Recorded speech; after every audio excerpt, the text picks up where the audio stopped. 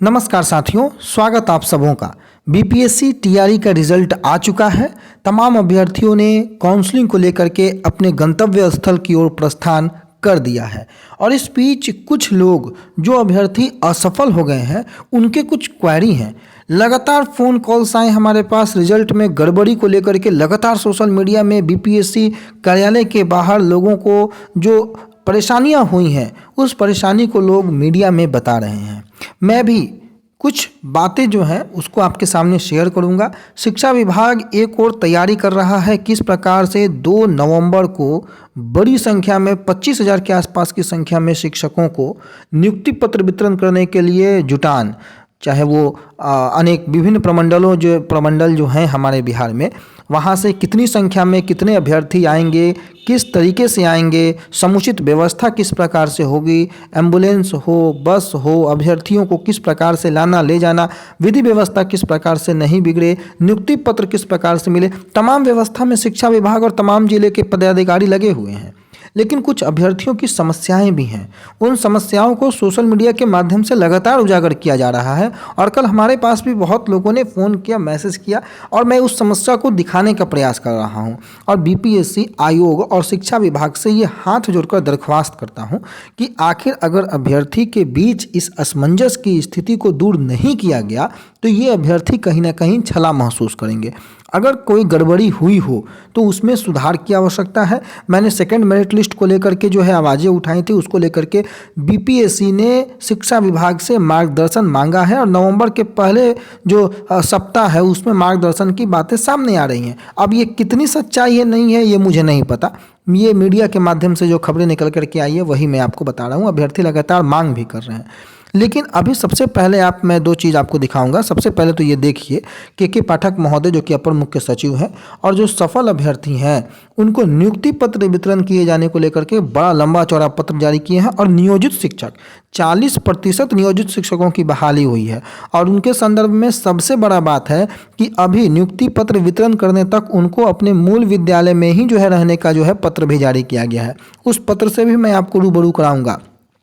तमाम जो डॉक्यूमेंट हैं, जो अभ्यर्थी दिन रात मेहनत कर रहे हैं, अभ्यर्थी फर्जी लोगों को छांटने में एक तरीके से कहिए, हूबहू जो चीज़ मेरे पास आया है उसी चीज़ को मैं आपके सामने दिखाऊंगा और ये बताने का प्रयास करूंगा, ये सामने लाने का प्रयास करूंगा कि क्या वाकई में जो अभ्यर्थियों ने जो आरोप लगाया है वो सच है या गलत है। आप जरूर कमेंट करके बताइएगा और विभाग और आयोग को इसमें सोचने की आवश्यकता है। शुरुआत करेंगे के पाठक महोदय की इस पत्र से जो कि बीपीएससी के माध्यम से सफल हुए अभ्यर्थियों को नियुक्ति पत्र 2 तारीख को बांटा जाना है।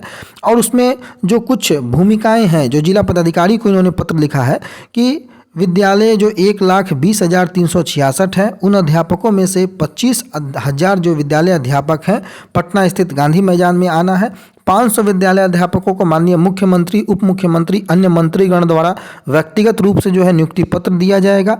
गांधी मैदान में जो कार्यक्रम होगा उसमें विधि व्यवस्था को लेकर के भी अनेक प्रकार की समस्याएं उत्पन्न हो सकती है। इसलिए क्या करना होगा कि गांधी मैदान में माननीय मुख्यमंत्री के समारोह से वीडियो कॉन्फ्रेंसिंग के माध्यम से सीधा जो है जुड़ना होगा और जब माननीय मुख्यमंत्री नियुक्ति पत्र बांटना प्रारंभ करेंगे उस समय यह प्रक्रिया आपके जिले में भी प्रारंभ हो जानी चाहिए।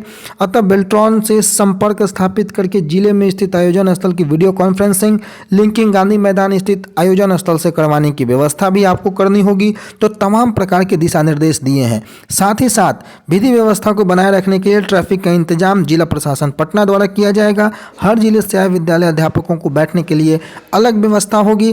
3 बजे तक जो है माननीय मुख्यमंत्री सभा स्थल पर पहुंचेंगे और सभी जिले के सभी विद्यालय अध्यापक 2 बजे तक अपने स्थान ग्रहण कर लें। और यह सुनिश्चित करने के लिए आवश्यक है कि जो जिले से निकासी कॉन्वे लगभग 12 बजे तक पटना शहर की आउटर सीमा में पहुंच जाए और पुलिस अधीक्षक ट्रैफिक से संपर्क स्थापित करके कॉन्वे को गांधी मैदान तक लाने की जिम्मेदारी जो है पटना जिला पुलिस की होगी। और पटना ट्रैफिक पुलिस के संपर्क पदाधिकारी का नाम भी दिया गया है अनिल कुमार पुलिस उपाधीक्षक द्वितीय और उनका मोबाइल नंबर भी दिया गया। कोई परेशानी होने पर संपर्क स्थापित किया जा सकता है। ये पत्र जिला पदाधिकारियों को लिखा गया है। और कॉन्वे में एम्बुलेंस की भी व्यवस्था होंगी क्योंकि दूर दूर से अभ्यर्थी आएंगे, भारी संख्या में आएंगे, रास्ते में किसी तरीके की समस्या ना हो, इसलिए पुलिस स्क्वाड एवं दंडाधिकारी खिलाड़ी इस कॉन्वे के साथ रखा जाएगा। तो तमाम प्रकार की सुविधाएं जो हैं अभी विद्यालय अध्यापक नियुक्ति में सफल अभ्यर्थियों को दी जा रही है और 25,000 अभ्यर्थी पहुंचेंगे गांधी मैदान। बड़ी भारी संख्या में जुटान होने वाला है। पूरे ढोल बाजे के साथ अपने इस जो तैयारी है, इस जो नियुक्ति पत्र वितरण है, इस समारोह को बिहार सरकार, महागठबंधन की सरकार जो है वो भुनाने वाली है। लेकिन दूसरी तरफ क्या स्थितियां हैं? दूसरी तरफ जो स्थितियां हैं, इस पत्र को मैं आपको पहले दिखा दूं। ये जो मैंने नियोजित शिक्षकों के बारे में जो बताया आपको कि जो नियोजित शिक्षक हैं वो योगदान देने का उनको जो तारीख जो तय किया गया है, उन तारीखों में अभी 2 तारीख तक जो है अपने मूल विद्यालय में ही उनको योगदान देना है। अब आ जाइए इस मैटर पर, हूबहू उसी चीज़ को मैं आपको दिखा रहा हूँ। अभ्यर्थियों का ये आरोप है कि एक ही जगह, एक ही सीट पर, एक ही कक्षा में सारे मेरिट के कैंडिडेट कैसे बैठ गए। तो ये उनका आरोप है। मैं उनके आरोप में सही है गलत है इसकी मैं पुष्टि नहीं करता हूँ। जो उनका आरोप है उस आरोप को मैं आपको दिखा रहा हूँ और उसमें विभाग को संज्ञान लेना। ये अभ्यर्थियों ने बनाया है। ये अभ्यर्थी कितनी मेहनत कर रहे हैं वो भी मैं आपको दिखा देता हूँ। ये पीजीटी, बीपीएससी, टीजीटी मैथ में अभ्यर्थी, वैसे अभ्यर्थियों का रोल नंबर जिनका रिजल्ट बीपीएससी के द्वारा आयोजित शिक्षक बहाली परीक्षा में गणित माध्यमिक के अलावा उच्च माध्यमिक में भी है, भौतिक, रसायन शास्त्र तीनों विषय में किसी एक विषय में चयन हुआ है। ऐसे अभ्यर्थियों की संख्या और बढ़ सकती है। ऐसी जो खबरें हैं, ऐसी जो पन्ने हैं, रोल नंबर हैं, ये वायरल हो रहे हैं। अब इसमें सच्चाई कितनी है ये जांच का विषय है। जांच होनी चाहिए। अगर अभ्यर्थियों को कोई आरोप है तो उनको कम से कम बात करना चाहिए, इनके प्रतिनिधि मंडल से बात करके इनकी जो परेशानी है उसको दूर करना चाहिए। इसके अलावा अब देखिए कई प्रकार के सीएस को लेकर के भी समस्याएं उत्पन्न खड़ी हुई हैं। जो जिला अलॉटमेंट हुआ है कि केवल पश्चिम चंपारण ही सबको दे दिया गया है। तमाम तरीके की लाइन, पूरी जो फहरिस्त है वो आपके सामने मैं आपको दिखा देता हूँ। जो सीरियल नंबर से देखिए 67, 68, 69, 70, 71, 72, 73, 74, 75 लगातार जो सब लोग एक बैग पास किए हैं उनकी संख्या। तो ये ऐसे पत्र लगातार बाहर हैं। आप देख रहे हैं कि लगभग 92 रोल नंबर को मिलाया और पाया कि लगभग 26 रोल नंबर में 10+2 हिस्ट्री और 9, 10 सोशल साइंस में भी हैं। तो इस प्रकार के पत्र, अगर कहने का मतलब है, मैं हूबहू वही दिखा रहा हूँ जो मेरे पास भेजा गया है। 92 अगर किसी ने चेक किया और 26 अगर यानी कि +2 में भी रिजल्ट है तो स्वाभाविक है कि 26 लोगों का 9-10 में तो रिजल्ट मार खा गया।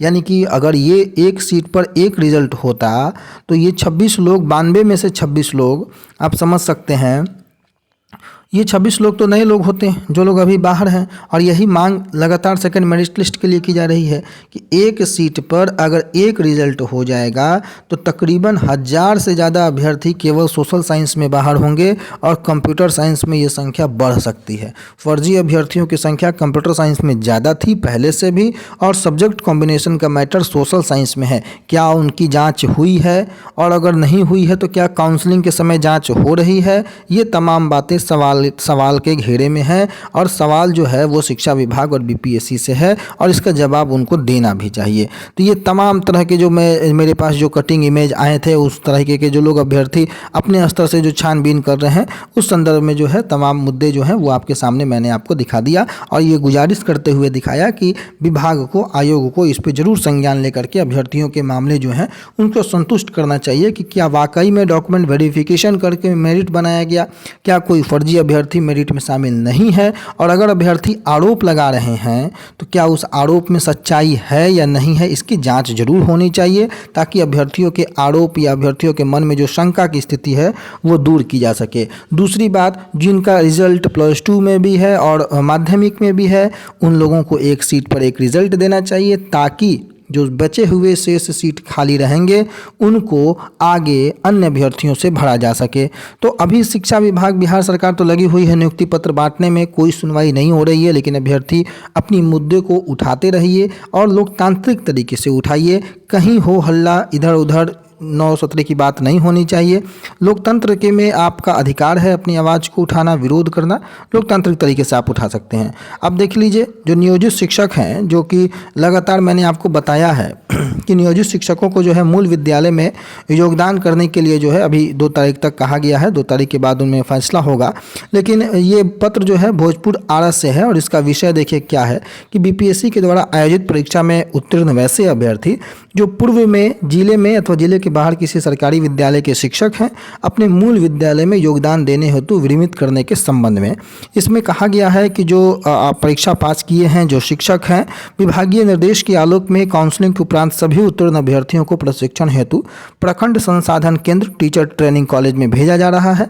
तो 23 को जो यानी कि 23/10/23 को आयोजित विभागीय वीडियो कॉन्फ्रेंसिंग में अपर मुख्य सचिव शिक्षा विभाग बिहार पटना द्वारा अथवा जिले के बाहर के अभ्यर्थी जो पूर्व से सरकारी विद्यालय के शिक्षक हैं 24/10/23 से अपने मूल विद्यालय में योगदान कराने हेतु विनियमित करने का आदेश दिया गया है। तो तमाम पत्र हमने आपको दिखाया, आगे भी जो कार्रवाई होगी शिक्षा विभाग की उससे भी आपको रूबरू कराएंगे। लेकिन सवाल फिर से वही रहेगा, अभ्यर्थियों के हितों के लिए अभ्यर्थियों की मांगों को विभाग को आयोग को जरूर सुनना चाहिए। बाकी विभाग और आयोग कितना सुनता है वो आगे देखना पड़ेगा। अभ्यर्थियों का आरोप है कि स्टेट पास नहीं है अभ्यर्थी, फिर भी मेरिट में है। अभ्यर्थियों का आरोप है कि 40% तो बाहरी हैं, साथ में फर्जी भी हैं। नियोजित शिक्षकों की भी बहुत बहाली हुई है। तो इन 2 मैटर पे तो आप नहीं कुछ कर सकते हैं क्योंकि ये गवर्नमेंट की पॉलिसी है, आप नहीं रोक पाएंगे। लेकिन जो फर्जी वाला अगर ये आरोप लगा रहे हैं तो इस पर जांच जरूर होनी चाहिए। अभ्यर्थी प्रूफ अगर दिखा रहे हैं तो आयोग को प्रूफ जरूर देख करके उसमें कार्रवाई करनी चाहिए। आगे भी मुद्दे उठाते रहेंगे, समय समय पर आपके साथ देते रहेंगे। फिलहाल के लिए बने रहें हमारे साथ। धन्यवाद, आपका दिन शुभ हो।